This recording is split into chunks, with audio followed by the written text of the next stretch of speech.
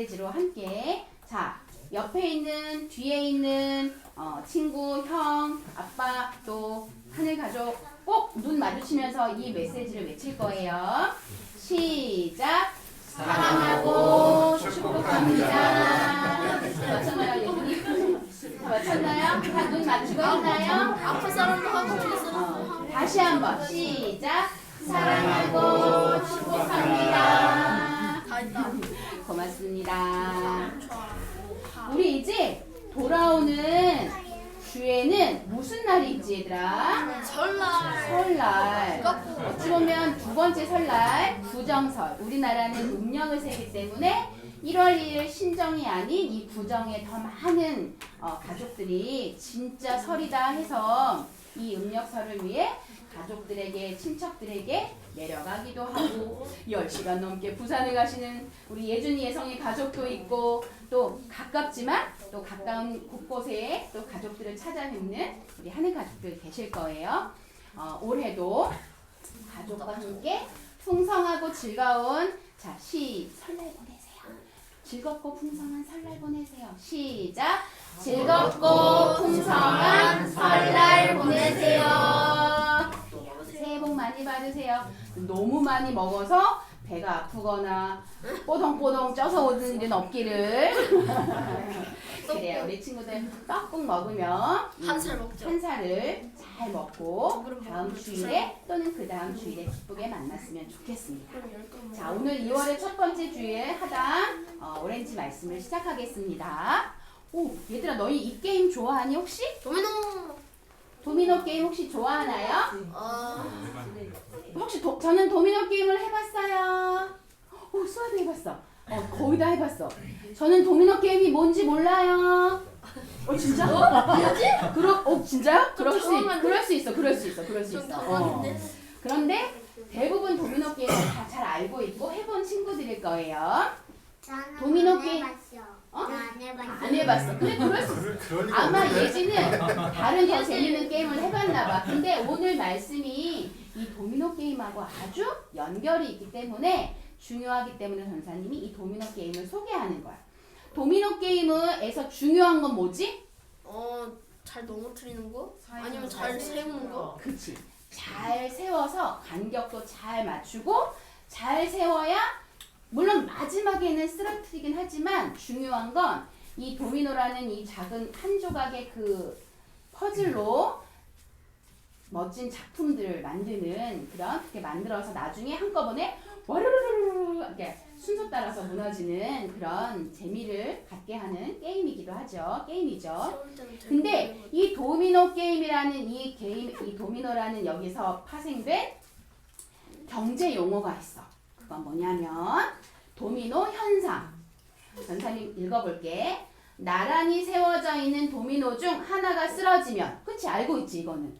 순차적으로 다 쓰러지듯이 어떤 특정 사건이, 어떤 사건, 어떤 일, 어떤 말, 어떤 행동이 다른 사건에 연쇄적으로 넘어져 다른데 영향을 미친다는 대규모 사회 현상으로 커지는 것을 말하는 도미노 현상이라는 경제 용어가 있어.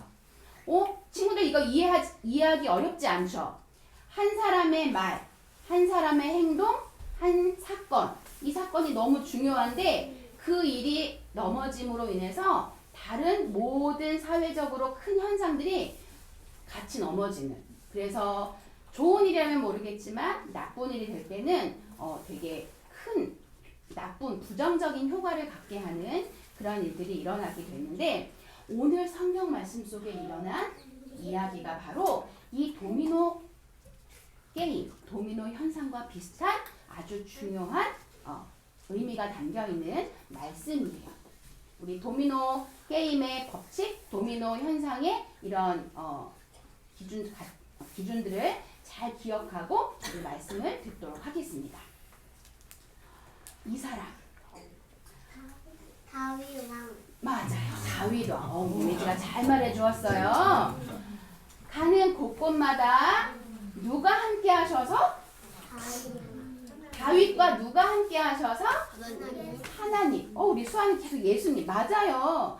하나님, 예수님이 함께 하셔서 다윗은 가는 곳곳마다 승리를 거두었어. 그리고 그 승리를 거둔 다윗은 이건 내가 한 승리야라고 말했어요? 아니요. 하나님이 하셨어요. 하나님이 우리와 함께 하셨어요. 하나님이 도와주셨어요. 그렇게 고백했던 다윗 왕. 그런데 얘들아, 다윗 왕이 완벽한 사람일까? 다윗 왕은 죄도 안 짓는 완전한 사람일까? 아니에요. 다윗도 연약하고 부족한 사람이었어. 그래서 다윗에게 어떤 마음이 들어갔냐면 내가 지금 한 이 승리 하나님이 쏙 빠져버렸어. 그 마음속에 마귀, 사탄이 들어갔어. 그러면서 부하를 불렀어. 우리나라가 얼마나 강대국인지, 우리나라에 사람들이 얼마나 많은지, 우리나라의 힘, 우리나라의 권력, 내 나라, 내 백성이 얼마나 많은지 따라해봐봐. 인, 구, 조, 사. 인구, 조, 사 해와. 그렇게 부하 요압 장군에게 시켰어. 요압이 그 말을 듣고 이건 하나님이 기뻐하지 않으시는 건데 요압도 알고 있었지만 다윗은 교만이 그 마음속에 들어갔어. 교만의 마음, 욕심의 마음이 그 마음에 사단이 들어가서 다윗은 내 나라가 얼마나 강대국인지, 내가 얼마나 힘이 센지, 내가 얼마나 위대한 왕인지를 자랑하고 싶었나 봐. 그래서 인구 조사를 하라고 명령했어. 그런데 그 명령을 하나님 기뻐하셨을까 안 기뻐하셨을까? 안 기뻐요. 안 기뻐하셨어. 요압이 마음에 품은 것처럼 기뻐하지 않으셨어. 그리고 어떤 일이 일어났냐면 다윗이 그 인구 조사를 한 다음 어떤 일들이 일어났냐면 아주 무섭고 아주 두려운 일들이 일어났어. 이 다윗의 인구 조사 이후 몇 명? 7만 명. 1명, 2명, 7명, 70명, 700명이 아니라 7만 명이나 되는 많은 사람들이 전염병으로 죽었어. 우리 용현이가 바이러스를 위해 기도했지? 바이러스가 요즘 많이 일어나고 있어요. 이 바이러스에 우리 사랑하는 사람들, 하늘 가족들을 지켜주세요. 그 기도처럼. 그런데 다윗의 이 욕심인, 교만인 이 인구조사 때문에 7만 명이나 되는 많은 사람들이 전염병으로 죽는 아주 가슴 아프고 무서운 일들이 일어났어. 이 일을 선지자를 통해 다윗이 당신이 잘못한 거예요. 당신이 하나님이 기뻐하지 않으시는 인구조사, 이것은 하나님의 뜻에 원하지 않으시는 것이었어요 라는 이야기를 들었을 때 다윗은 대단한 것 같아. 여기서 다윗이 참 귀하구나라는 생각을 하는데 다윗은 그 선지자의 말을 들었을 때 아니 내가 그러려고 그런 게 아니라 핑계하거나 잠깐만 내가 그래도 왕인데 이렇게 변명하거나 말하지 않고 다윗은 그 다음 어떤 행동을 했냐면 하나님 잘 들어있어. 다윗은 하나님 앞에 납작 엎드렸어. 얘들아, 엎드린다는 건 나는 약해요. 나는 잘못했어요. 나는 부족해요. 우리 혹시 아빠 엄마한테 혼날 때 있어 없어? 있지요. 그럴 때 제가요 막 변명을 하거나 아니면 저 안 그랬는데요? 만약에 이렇게 딱 잡아떼거나 그러면 어떻게 돼요? 조금 혼날 것도 더 혼나요. 그쵸?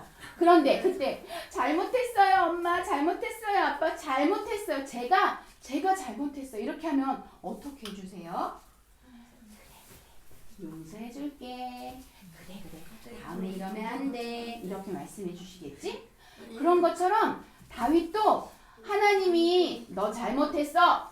그래서 너의 죄로 말미암아 7만 명이나 죽었어. 이런 선지자의 이야기를 들었을 때 다윗은 이렇게 하나님께 기도했어. 나의 하나님 여호와여, 주의 손으로 나와 내 아버지의 집을 치시고, 따라해보자. 주의 백성에게 주의 백성에게 재앙을 내리지 마옵소서. 재앙을 내리지 마옵소서. 아멘. 아멘. 다윗은 하나님 앞에 완전히 엎드려 눈물의 회개 기도를 드리면서 하나님 제가 잘못했어요. 이 모든 죄를 저와 저희 가족들에게 돌려주시고 저기 억울하게 죽는 저의 백성들에게 재앙을 내리지 말아주세요. 정말 잘못했어요 하나님이라고 진정으로 하나님께 회개의 기도를 드렸어요. 그러자 하나님이 어떠한 일을 이루어 주셨냐면 그 다음에 다윗이 한 일은 이거였어. 넘겨주세요. 다윗은 아리우나 타작마당이라는 그 집에 가서 하나님께 예배 드렸어. 예배 표시 보여주시겠어요? 하나님께 제단을 쌓고 하나님께 회개의 제물을 올려드리며 하나님께 잘못했어요 하나님이라고 자신과 자신의 백성들을 위해서 하나님께 제단을 쌓아 예배를 드리며 이건 바로 하나님이 기뻐하시는 진정한 예배였어. 이 예배를 통해서 하나님은 다윗을 용서하셨을까 안 용서하셨을까? 용서하셨지. 우리 아빠 엄마가 괜찮아 이번엔 엄마가 용서해 줄게 또다시 그러지 말자 라고 우리를 용서해 주시는 것처럼 하나님은 다윗이 그 엄청난 죄를 지었음에도 하나님께 엎드려 기도할 때 회개 드릴 때 그 재앙을 뚝 끊어주셨어. 얘들아 우리 이렇게 죄로 인해 이렇게 다윗 역시 하나님께 앞에 완전한 사람이 아니었어. 그도 죄인이었고 그도 연약한 사람이었지만 그가 하나님께 죄를 지었을 때 바로 잘못했어요 하나님이라고 회개했던 것처럼 우리 지난주 한 주 동안 지난 주일에 우리 친구들이 회개드린 기도를 한번 볼까? 그 전에 먼저 다윗의 이 메시지를 통해 우리는 이것을 알 수 있어. 따라해 볼까? 진심으로 드리는 회개 뒤에 평화를 주시는 하나님이세요. 진심으로 전하는 사과 뒤에 더 좋은 관계를 이룰 수 있어요. 기억해야 돼. 진심으로 하는 회개 그 뒤에 평화를 주시고 진심으로 하는 사과 뒤에 좋은 관계를 하나님은 우리에게 주시는 하나님이세요. 우리 그렇게 지난 주일 우리가 하나님께 진심으로 드린 회개의 기도 제목들을 우리 함께 볼까요? 자, 우리 회개의 기도 첫 번째. 하나님, 가끔 거짓말하는 그런 저를 용서해 주세요. 하기 싫은 마음이 들 때가 있어요. 용서해 주세요. 형제와 사이좋게 지내지 않을 때가 있었어요. 용서해 주세요. 부모님 말씀에 순종하지 않았어요. 용서해 주세요. 알게 모르게 지은 죄를 용서해 주세요. 형제의 마음을 속상하게 했어요. 용서해 주세요. 우리 친구들이 지난주 기도문에 적은 회개의 기도들이에요. 이 회개의 기도 하나님은 기쁘게 받으셨을까 안 받으셨을까? 받으셨을까 안 받으셨을까? 받았어요. 받으셨어요. 맞아요. 우리 예주처럼 크게 받으셨을까 안 받으셨을까? 받으셨어요. 그럼 이 회개의 기도는 이때 했으니까 또다시 죄를 짓는다 해도 안 해도 돼? 그럴까요? 아니에요. 회개의 기도는 매일매일 매 순간순간 하나님께 드릴 때 하나님은 그 죄로 인해 오는 나쁜 일들을 끊어주세요. 그렇게 우리가 드린 하나님의 기도를 통해 회개의 기도를 통해 자 우리가 다윗 한 사람의 죄를 지은 그 도미노가 쓰러져서 7만 명이나 되는 이스라엘 백성들이 무고하게 죽음을 당했어. 또 우리 가족 안에 우리가 물론 이렇게 무서운 벌을 받진 않지만 우리가 가정 안에 죄를 지었을 때 혼나는 일도 있고 또는 죄로 인해서 우리가 어려운 일을 당할 수 있어. 그럴 때 우리가 그 죄를 끊을 수 있는 것, 그 도미노가 쓰러지는 것을 끊을 수 있는 방법은 이거예요. 같이 읽어볼까요? 시작! 하나님의 용서를 구하는 용기 있는 회개를 드려요. 하나님의 용서를 구하는 용기 있는 회개가 바로 죄가 이어져서 하나님이 기뻐하지 않은 죽음의 길, 멸망의 길, 잘못된 길로 가는 우리를 멈추게 하시고 다시 하나님께 돌이킬 수 있도록 우리를 도와주시는 하나님이세요. 우리 용기 있는 회개, 용기 있는 기도를 하나님께 드리는 이번 한 주 하담 친구들의 회개와 감사의 한 주가 되기를 바라며 우리 함께 이 기도문으로 기도하며 말씀을 마치겠습니다. 시작! 오늘 주신 하나님 말씀 감사합니다. 하나님, 우리 안에 크고 작은 죄를 쉽게 생각하는 나쁜 버릇을 버리게 해주세요. 죄가 우리의 마음을 깨트리고 관계를 깨트리고 공동체를 깨트리지 못하도록 우리의 예배와 삶 속에 진심으로 하나님의 용서를 구하는 용기가 있게 해주세요. 예수님의 이름으로 기도합니다. 아멘. 우리 용기 있는 회개를 드리는 용기 있는 그런 믿음의 한 주로 살기를 축복합니다. 우리 주민공동체로 우리 함께 갈 거예요. 예수님은 나의 왕, 예수님은 나의 왕, 살아계신 하나님 아들 내 마음에 오셔요. 어서 오세요. 예수님 살아계신 예수님 오세요. 어디 내가 함께 계세요. 나의 왕.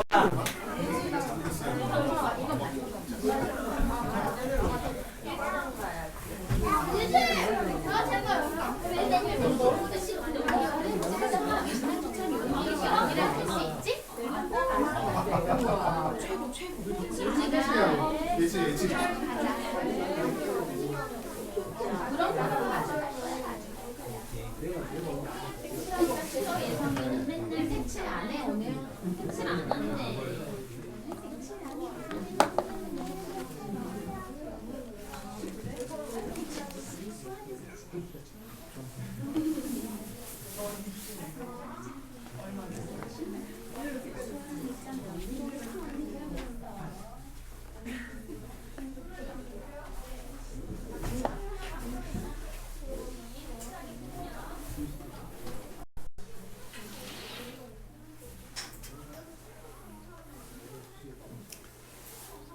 우리가 살아가는 세상은 죄가 있습니다. 세상이 죄스럽다가 아니고요.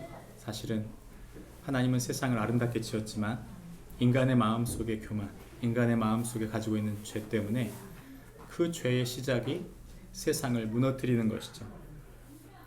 우리가 일하면서 또는 살아가면서 답답하게 만드는 많은 현상들은 대부분 누군가 지은 죄 때문에 또는 누군가 지은 숨은 죄 때문에 일어나는 일이 많이 있습니다. 문제는 나는 그러지 않는가입니다. 죄는요, 한 사람의 죄에서 끝나지 않습니다. 죄는 도미노처럼 확산되고 증폭돼서 우리 자신과 또 공동체, 세상을 무너뜨리는 것이죠. 그렇다면 여러분 질문이 생기는데 죄를 막을 수 있는 것이 있을까요? 성경은 우리에게 죄를 막는 것에 대한 이야기를 해주고 있습니다. 완벽했던 것 같던 다윗, 그의 왕국에도 죄가 있었어요. 그것은 다른 사람이 지은 죄가 아니라 다윗 자신이 지은 죄입니다. 사실 우리가 지금 경험하고 있는 우리 세상에 있는 많은 죄들이 있습니다. 그러나 그것을 지적하고 그것을 비난하기 이전 우리 자신 스스로가 과연 어떠한가를 살펴볼 필요가 있는 것이죠. 나는 죄로부터 자유한가? 또한 나는 죄를 이길 하늘의 방법을 가지고 있는가? 우리 가정이 죄를 짓지 않도록, 물들지 않도록 할 수 있는 방법은 뭐가 있을까? 오늘 그에 대한 해답을 성경이 줍니다. 말씀은 역대상 21장 16절부터 18절까지만 보겠습니다. 나눠서 읽습니다. 다윗이 눈을 들어보매 여호와의 천사가 천지 사이에 섰고 칼을 빼어 손에 들고 예루살렘 하늘을 향하여 편지라. 다윗이 장로들과 더불어 굵은 배를 입고 얼굴을 땅에 대고 엎드려 하나님께 아뢰되 명령하여 백성을 결사하게 한 자가 내가 아니니까 범죄하고 악을 행한 자는 곧 나이니이다. 이 양떼는 무엇을 행하였나이까? 정하거든요. 나의 하나님 여호와여, 주의 손으로 나와 내 아버지의 집을 지키고 주의 백성에게 재앙을 내리지 마옵소서 하리라. 함께 읽습니다. 여호와의 천사가 갓에게 명령하여 갓에게 이르시기를 다윗은 올라가서 여부스 사람 오르난의 타작마당에서 여호와를 위하여 제단을 쌓으라 하신지라. 아멘.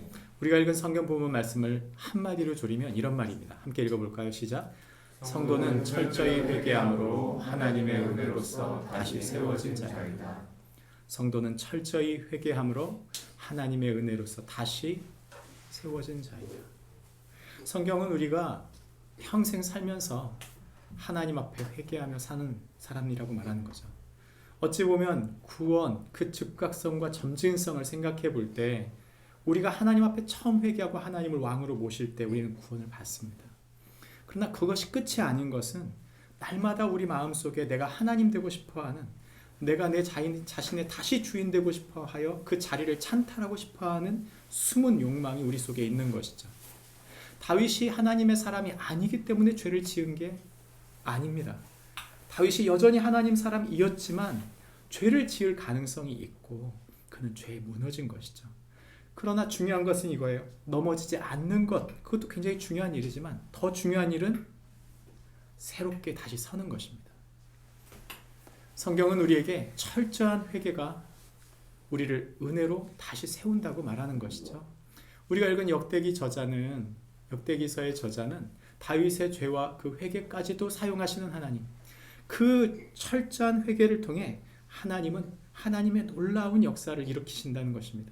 그것은 다윗이 경험한 것이고, 그래서 다윗이 백성들이 경험할 수 있도록 성전이라고 하는 구조를 통해 제사, 즉 예배를 다시 세운 것입니다. 그러므로 오늘 우리의 이야기는 죄의 답이 무엇이다? 성경은 말합니다. 예배라고 말하는 것이죠. 오늘 우리가 읽은 성경 본문은 역대기상 21장 22장의 이야기입니다. 저희가 다음 주까지 해가지고 이 역대상을 다 마칠 텐데, 여러분 역대상 21장부터 마지막 장까지 쭉 읽어보시면 29장까지 전부 다 성전 짓는 이야기예요. 21장 빼놓고 나머지가 전부 다 성전 짓는 이야기, 때는 레위인이나 제사장 세우는 이런 이야기거든요. 그렇다면 우리가 질문을 해봐야죠. 왜 하필 성경은 이렇게 마지막을 제사, 즉 성전의 이야기로 전부 채웠을까요? 우리가 초반에 이야기했듯 역대기는 예배에 대한 이야기이기 때문입니다. 역대기의 이 마지막 부분에 다윗의 마지막 죽음, 즉 다윗이 마지막 죽는 그날까지 무엇을 했는지를 이야기해 주는데 그게 예배와 관련된 일이라는 것이죠. 우리가 보는 성경 말씀에 지난주에 우리는 다윗이 결점이 있는 사람이라고 얘기했습니다. 바세바를 범하고 우리아를 죽인 사건, 그러나 그가 회개하고 하나님의 큰 승리를 거두죠. 사람이요, 넘어지면 또 다시 넘어집니다. 20장에 지나가면서 다윗의 숨은 죄, 그의 숨은 죄가 하나 더 나타나는데 그게 21장의 다윗의 인구조사입니다. 우리가 얼핏 생각할 때 인구조사는 너무 기본적인 일인데 왜 그걸 가지고 그러느냐, 그럴 수 있어요. 어느 나라도 인구조사를 안 한 나라가 없잖아요. 그런데 왜 하필 다윗은 인구조사를 하지 말아야 되는 거냐, 우리는 이렇게 질문할 수 있는데, 여러분 사실 인구조사는 그런 얘기가 아닙니다.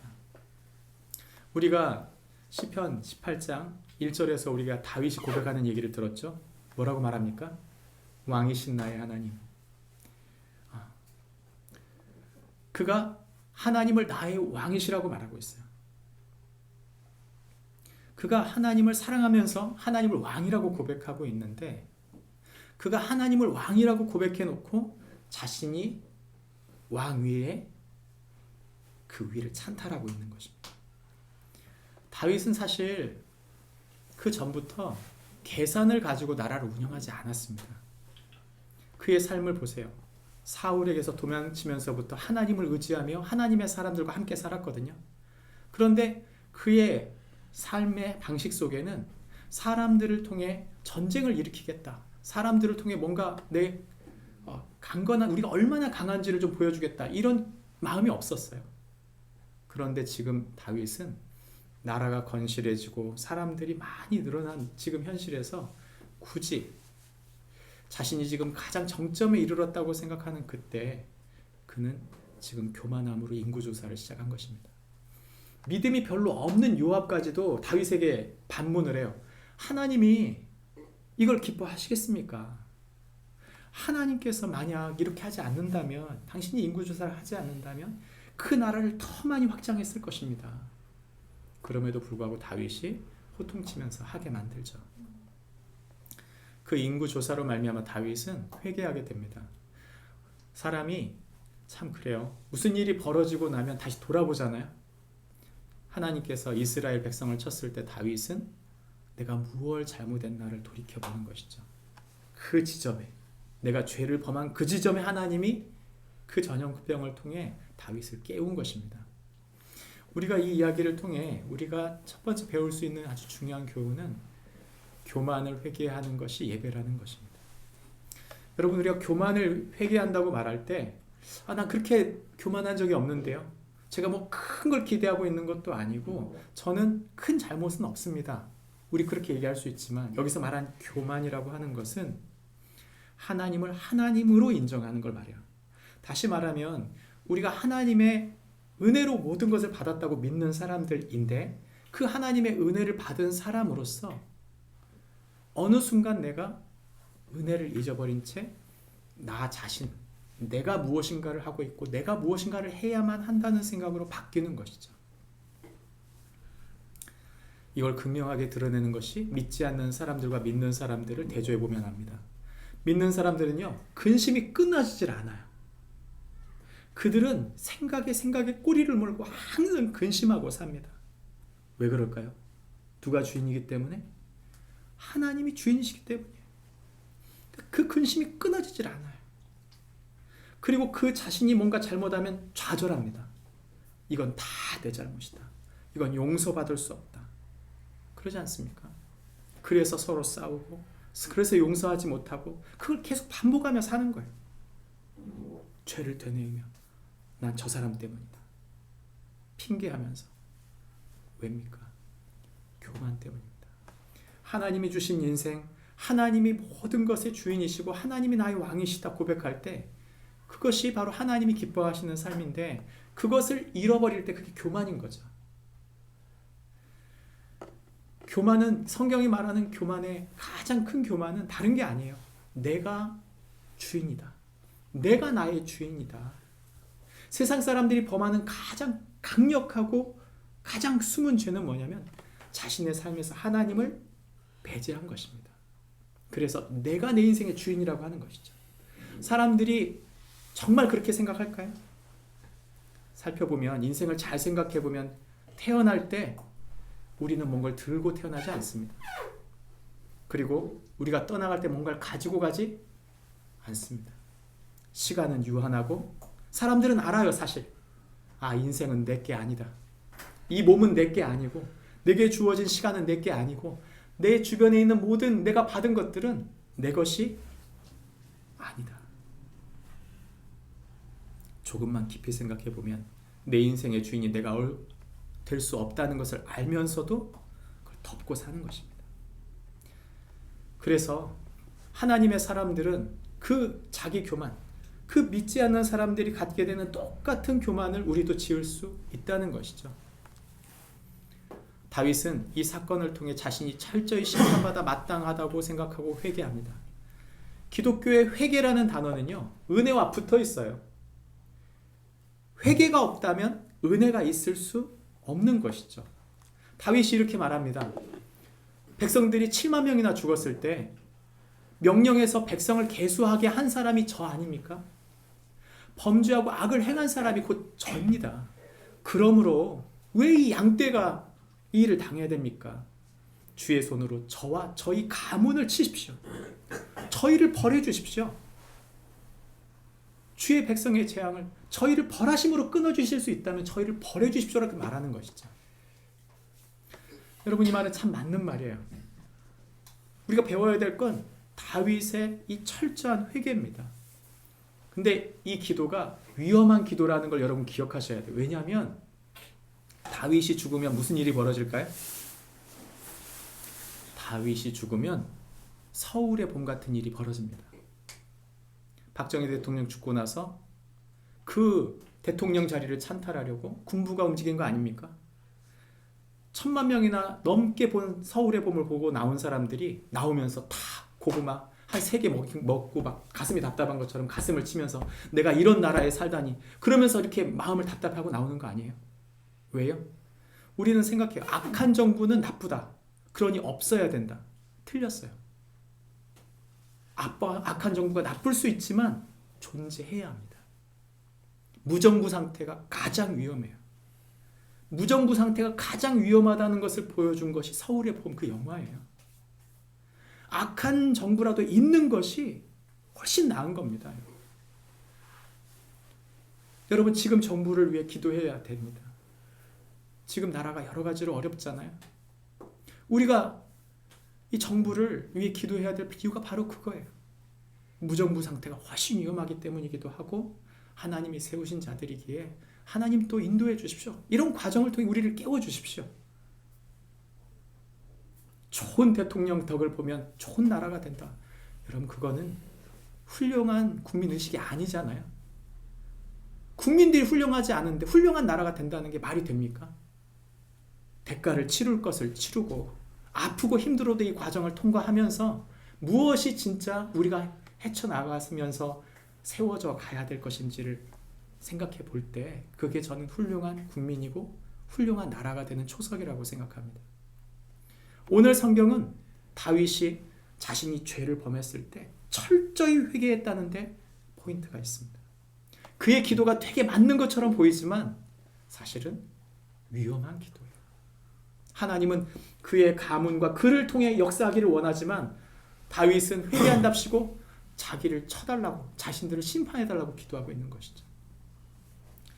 하나님은 그의 철저한 회개를 받으십니다. 그리고 그를 다시 사용하십니다.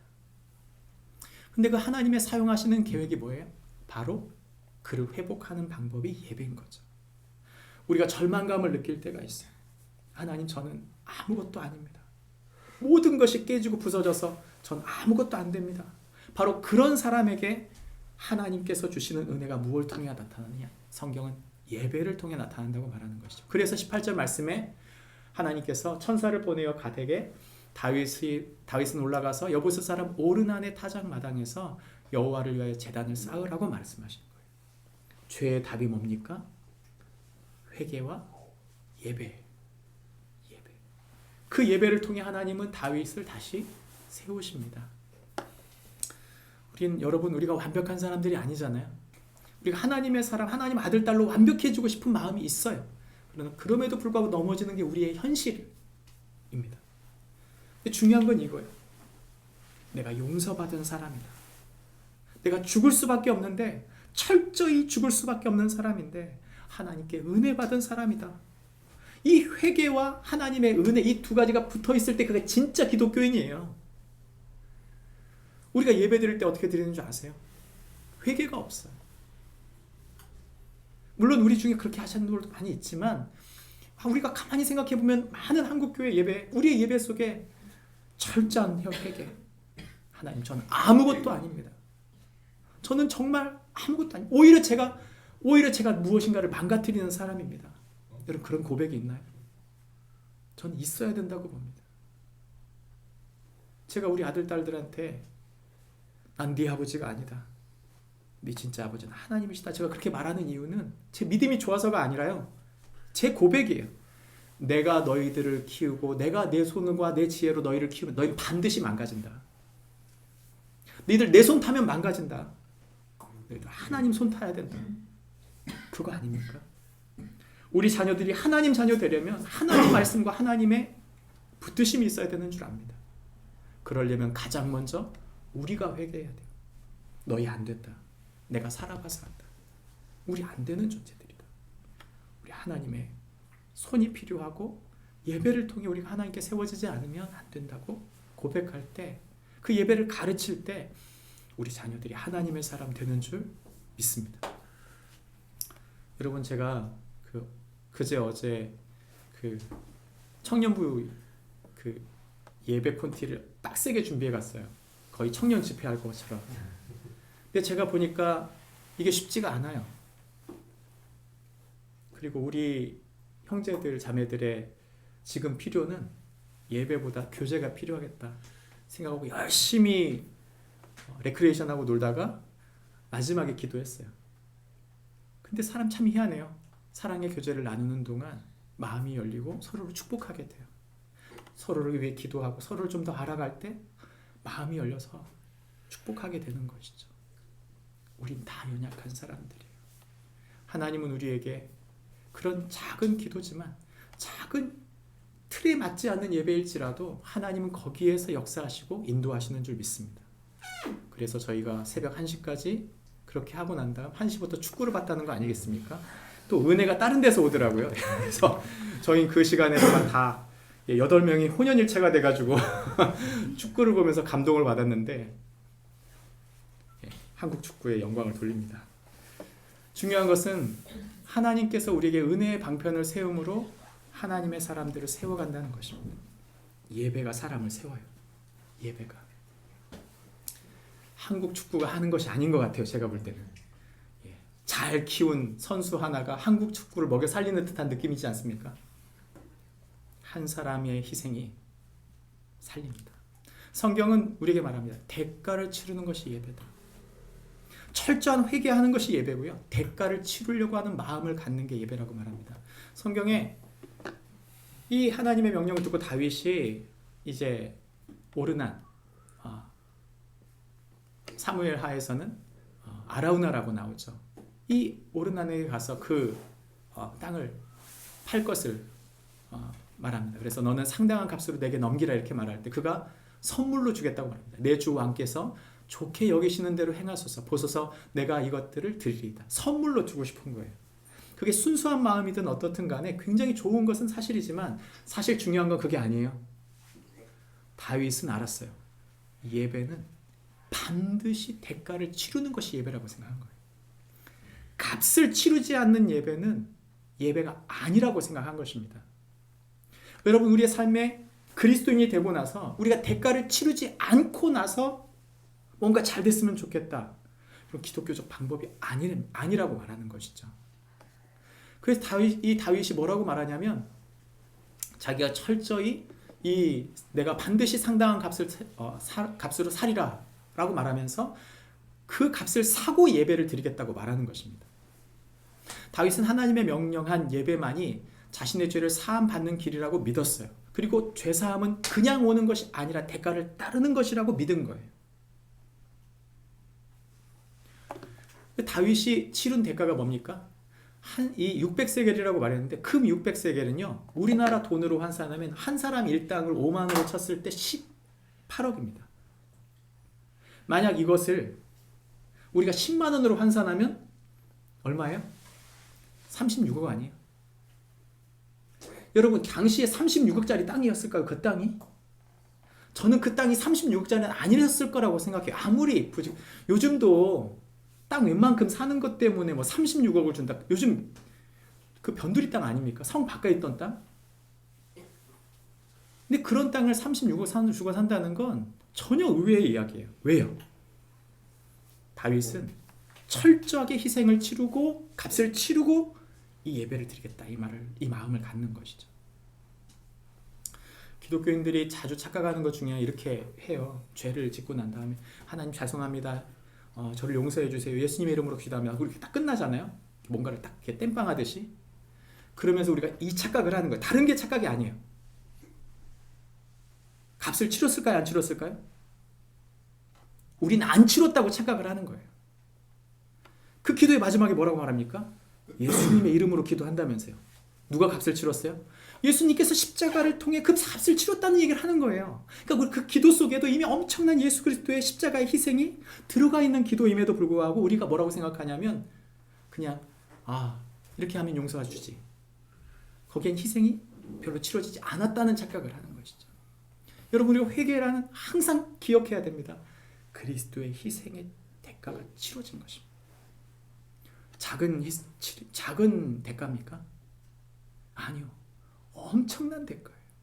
하나님이 인간을 위하여 죽는 하나님의 목숨값, 그것이 우리 죄를 사하는 값이라고 한다는 것은 엄청난 죄의 대가를 치른 것입니다.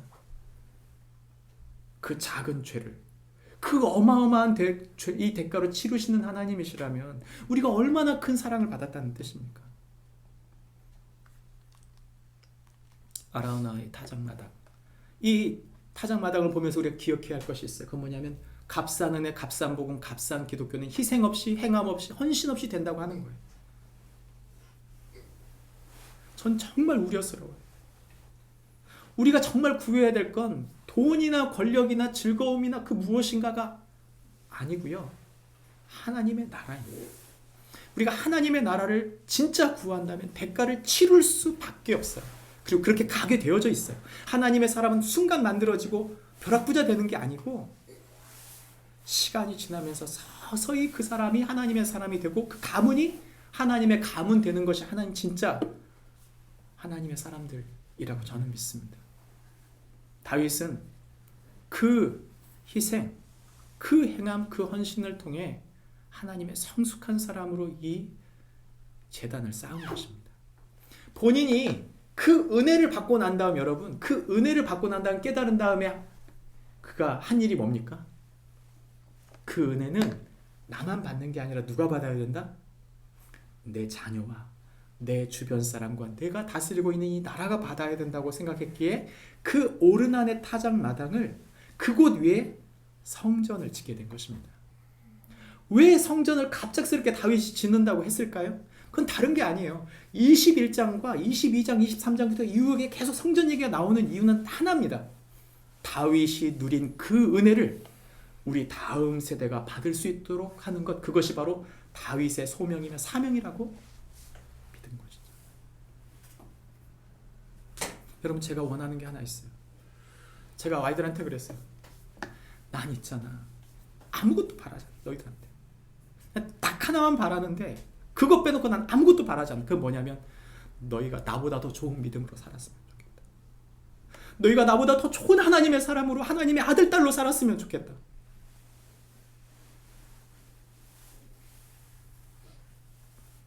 여러분, 전 이것이 하나님의 사람들이 살아가는 진정한 삶의 이유라고 믿어요.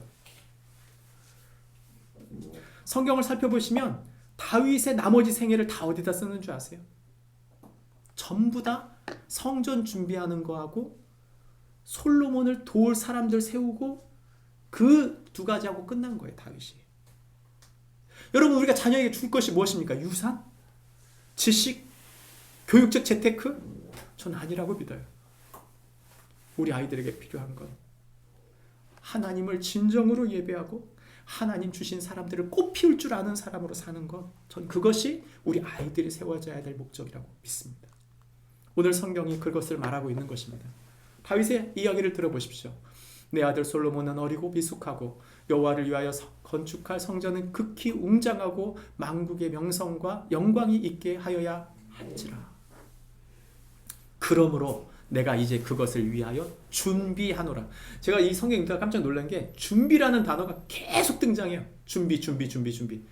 다윗은 자신이 영광을 받으려고 한 게 아니고요. 자기가 성전을 세웠다가 아니라 하나님이 짓지 말라고 말씀하시니까 8절 말씀에 이거 다윗이 한 말이에요. 솔로몬에게 뭐라고 말합니까? 나는 내 하나님 여호와의 이름을 위하여 성전을 건축할 마음은 있지만 여호와의 말씀이 내게 임하여 이르시되 너는 피를 심히 많이 흘렸고 크게 전쟁하였느니라. 네가 내 앞에서 땅에서 피를 많이 흘렸은즉 내 이름을 위하여 성전을 건축하지 못하리라. 하나님이 거절하신 거죠. 근데 여러분, 우리가 큰 죄를 지어서 이렇게 무슨 전쟁한 건 아니지만 하나님이 우리에게 거절한 게 있을 수 있어요. 하나님이 우리에게 하나님 이거 주세요라고 했는데 거절하는 게 있을 수 있죠. 여러분 그렇다면 우린 뭘 해야 될까요? 다윗은 이것입니다. 내 다음 세대가 이루게 하여 주옵소서. 우리가 못한 것을 하나님 나라 제가 섬긴다고 열심히 섬겼지만 되지 않았던 것들을 이제 하나님 우리 자손들을 통해 이루어 주옵소서. 저는 그것이 하나님의 사람들의 모델이라고 믿습니다. 다윗은 다음 세대 하나님을 하나님을 예배하는 것과 다음 세대를 하나님의 사람으로 세우는 것 이것에 모든 것을 바친 것이죠. 다윗이 가장 소중하게 여긴 가치는 바로 하나님께 드리는 예배와 다음 세대였습니다. 그래서 나머지 생애를 사용한 것이죠. 여러분 저는 여러분에게 한 가지 이야기를 드렸습니다. 죄를 끊는 것. 지금까지 흘러오던 죄의 도미노를 끊고 이제 새로운 하나님의 은혜의 도미노를 세울 수 있는 방편. 저는 그것이 지금 우리가 드리는 예배에 모두 달려있다고 믿습니다. 오늘 우리는 하나님의 은혜를 받습니다. 우리가 이 자리에 온 것은 좋은 예배 하나를 드리기 위해서가 아닙니다. 우리가 이 자리에 온 것은 주님이 지금 나와 함께 계시고 제가 지금까지 지었던 죄, 제가 지금까지 치르지 않았던 대가, 그런 것들을 돌이키며 주님 앞에 서며 주님이 지금 나와 함께 하셔서 나와 우리 가족을 하나님의 사람으로 세울 것을 기대함으로 주 앞에 나올 때 하나님이 우리 가운데 역사하실 줄 믿습니다. 그 정점이 어디에 있었습니까? 그 정점이 바로 예수 그리스도의 성찬에 있었습니다. 예수님의 제자들은 예수님을 따르는 동안 그들 마음에는 욕망이 있었어요. 예수님을 이용해서 뭔가 큰 걸 얻어보겠다. 그게 돈이든 권력이든 그 무엇이든 내 삶을 풍족하게 만들 수 있는 길이 이 사람에게 달려있다. 그래서 예수 제자들 따라온 거 아닙니까? 말씀을 믿었죠. 그러나 그 말씀의 은혜를 붙잡고 나가기보다는 그저 그 상황 속에서 하나님이 예수님이 뭔가 줄 수 있을 것 같아서 거기 붙어있던 거 아닙니까? 그 증거가 예수님이 잡히시던 날 그 밤에 그들은 다 도망갔습니다. 자신을 맡기지 않고 자신의 모든 것을 드려 사랑을 고백하지 못한 것이죠. 그러나 주님은 우리를 여전히 사랑하심으로 그들을 사랑하심으로 자신의 사랑을 고백하셨습니다. 죄의 도미노 현상, 그것을 끊기 위해 예수님이 오셨고 그 죄의 끊는 그날이 바로 성찬의 그날이었고 십자가의 그날입니다. 우리나라는 밤 12시가 시작이죠. 그렇죠? 그래서 아침이 시작되면 우리가 하루가 시작됐다 이렇게 생각하지만 여러분 유대인은 밤이 시작이에요.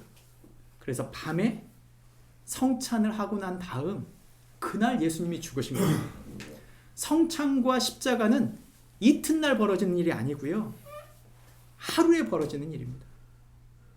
우리가 하나님의 은혜를 받은 것, 주님이 희생을 치른 그날 우리가 그 성찬을 받은 것입니다. 오늘 우리가 누리는 성찬은 우리의 죄를 사하는 성찬일 뿐만 아니라 예수님이 어떤 대가를 치르셨는지를 우리가 잊지 않는 기회입니다. 뿐만 아니라 이 성찬이 우리 자신과 우리 다음 세대를 힘있게 세워가는 하나님이 주시는 동력입니다. 이 은혜의 성찬에 참여하는 동안 저와 여러분이 예배를 대하는 태도, 우리가 은혜를 대하는 우리의 자세를 바꾸어가는 축복이 있기를 바랍니다. 함께 성찬 말씀을 같이 나누고